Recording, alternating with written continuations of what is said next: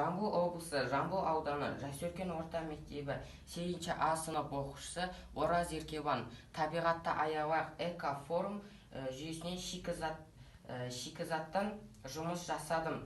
Бұл шикізаттың көлемі 60-80 сантиметр. Шикізатты жасау үшін не керек болды? Біріншіден, түрлі түсті киіздер, жердің түсін беру үшін қоңыр киіз алдым, аспан түсін беру үшін көк киіз алдым.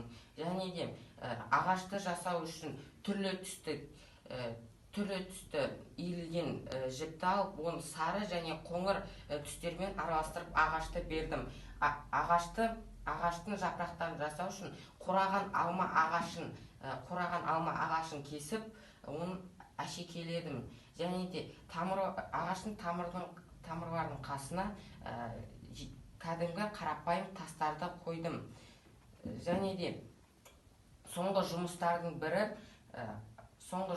бірі картинкамызға бакет жасадым. Бакетті өлген жіптермен байлап, осындай картинкамыз шықты. Бұл картинканың атауы көне келі алма ағашы.